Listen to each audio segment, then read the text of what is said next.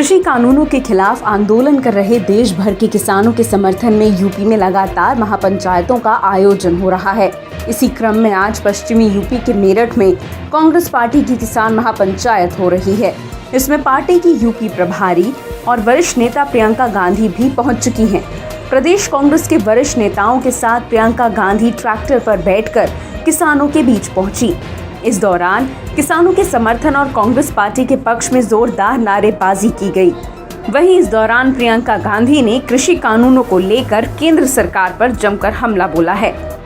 बता दें कि यूपी में अगले साल विधानसभा के चुनाव होने हैं।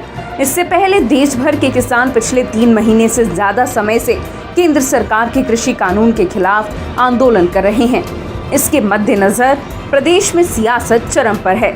खासकर पश्चिमी उत्तर प्रदेश के विभिन्न इलाकों में कांग्रेस, बीजेपी समेत कई पार्टियां जोर शोर से जुटी हुई हैं। भाजपा की सरकार भी किसानों का शोषण कर रही है। 3 ऐसे कानून लाई है जिससे आपकी जो कमाई है वो आपको ठीक ढंग से नहीं मिल पाएगी। आप अच्छी तरह जानते होंगे कि ये 3 कानून क्या है। सबसे पहला कानून बड़े बड़े उद्योगपति, खरबपतियों को जमाखोरी की इजाज़त देता है। वो कितना भी जमा करे, कब करे, कितने समय के लिए करे, आपको कितने दाम पर बेचे, सब उन्हीं पर निर्भर है। ये है पहला कानून। दूसरा कानून भी बड़ा दिलचस्प बनाया है। उन्होंने कहा है कि प्राइवेट मंडियां खोल सकते हैं, प्राइवेट मंडियों में कोई टैक्स नहीं लगेगा और सरकारी मंडियों में टैक्स लगेगा। तो अगर ऊपर से देखें तो लगता है कि अच्छा ही है, प्राइवेट मंडियां खुलेंगी, किसानों की सुविधाएं बढ़ेंगी। लेकिन असलियत क्या है कि अगर आप सरकारी मंडी में टैक्स लेंगे और प्राइवेट मंडी में नहीं लेंगे तो आस्ते आस्ते सब प्राइवेट मंडी की तरफ जाएंगे। इसका मतलब क्या है कि आस्ते आस्ते सरकारी मंडियां बंद हो जाएंगी। लेकिन प्राइवेट मंडी और सरकारी मंडी में जो फ़र्क है वो एमएसपी का फ़र्क है, न्यूनतम समर्थन मूल्य।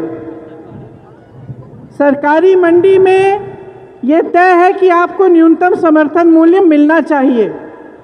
प्राइवेट मंडी में ऐसा कुछ नहीं होगा। तो आप सोच सकते हैं कि कुछ समय बाद तमाम प्राइवेट मंडियां खुलेंगी, सरकारी मंडियां बंद हो जाएंगी और आपको न्यूनतम समर्थन मूल्य मिलना बंद हो जाएगा। अब तीसरा कानून सुनिए। तीसरे कानून में ये लिखा है कि अगर कोई बड़ा खरबपति आए और आपके साथ सौदा करे तो उसको इजाज़त है कि वो आपके गांव आ जाएगा और वो कहेगा कि ये आप 10 किसान हो, आप मेरे लिए गन्ना उगाओ और मैं इस गन्ने के लिए 500 रुपये आपको पर क्विंटल दूंगा। ठीक है, आपने उसके साथ सौदा किया, आपने गन्ना उगाया, पूरी आपने मेहनत डाल दी उसमें, आपका गन्ना उग गया।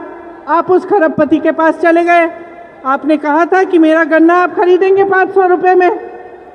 अच्छा, अब ये कानून कहता है कि अगर वो खरबपति उस सौदे को करने के बाद मना कर दे, वो कह दे नहीं चाहिए आपका गन्ना, 500 रुपये नहीं, मैं 150 रुपये दे रहा हूँ, लेना है तो लो, नहीं तो जाओ,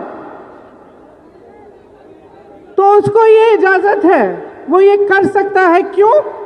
क्योंकि उस कानून में ये लिखा है कि अगर किसी किसान को ये सौदा नामंजूर हो या ये सौदा किया गया और उस किसान के साथ उस सौदे के तहत व्यवहार नहीं किया गया, जो तय हुआ था उसको नहीं मिला, तो वो किसान किसी भी अदालत कचहरी में नहीं जा सकता।